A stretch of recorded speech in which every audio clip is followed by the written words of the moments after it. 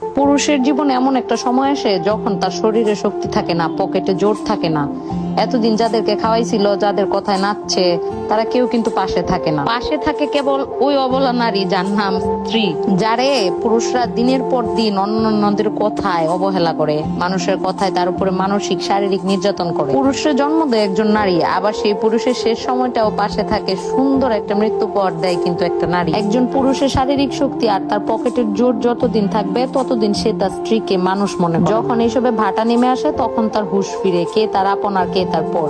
আসলে তখন আর কিছু করার থাকে না। সত্যি বলতে নারীদের কাছে সংসার হয়েছে একটা মায়ের বাঁধন। এখানে ভালো না লাগলেও আঁকড়ায় ধরতে হয়, আর ভালো লাগলেও আঁকড়ায় ধরেই থাকতে হয়। হাজার হাজার সংসার আছে যেটা টিকে আছে শুধুমাত্র সন্তানের মুখের দিকে তাকায়া, যেখানে সন্তানও একটা সময় পর পর হয়ে যায়, কিছুই করার থাকে না, এটা বাস্তবতা। সন্তান ও সন্তানের জীবন নিয়ে ব্যস্ত হয়ে যায়, পড়ে থাকে শুধু ওই অবলা স্ত্রী আর ওই স্বামী। কিন্তু শেষ বয়সে আইসাও পাওয়া না পাওয়ার হিসাব মিলাইতে গিয়ে হিসাব মিলে না। সেই অবহেলিত অযাচিত নারী আপনার শেষ বয়সে এসে বাহুডোরে বেঁধে রাখে কিন্তু আপনাকে বিপদে আপদে সুখে দুঃখে।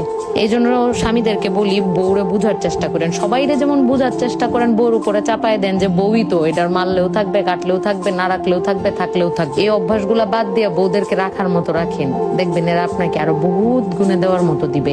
আর বউদেরকেও বলি, শুধুমাত্র স্বামী ভালোবাসবে, স্বামীরই করতে হবে, স্বামীরই আপনার দিকে আগায় আসতে হবে, এগুলা বাদ দিয়ে আপনিও চেষ্টা করেন স্বামীরে উল্টা ভালোবাসা দেওয়ার জন্য। স্বামী যেন অন্যদিকে তাকানোর সময়ই না পায়, সেই সুবিধাগুলো সেই সুযোগগুলো আপনি সৃষ্টি করে দেন, যেন স্বামী সারাক্ষণ শুধু আপনার দিকেই ইনভলভ থাকে। সবসময় মনে রাখবেন, গা ছাড়া ভাব করে থাকবেন না। সংসার আপনার, স্বামীও আপনার, স্বামীর বাপ মাও আপনার, স্বামীর সবকিছুই আপনার। সো জিনিসগুলোর ওইভাবে আঁকড়ায় ধরার চেষ্টা করেন। আপনি যত গা ছাড়া ভাব করবেন, সংসার আপনার থেকে তত গা ছাড়া ভাব করবে।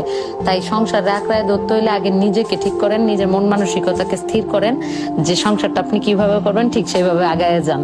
তাহলে দেখবেন আপনার আয়ত্তের মধ্যে সবকিছু রয়ে গেছে। এই যে দেখেন, আমি সকাল সকাল ঘুমের দুইটা প্রাকৃতিক পরিবেশ জামাইরা লয়ে একটা গুল্লি দিয়ে আইসা শিউলি তলায় গিয়া শিউলি কুড়াইয়া নিজের মনরে আনন্দ দিয়া তারপরে আমি সংসারের কাজে মন দিছি।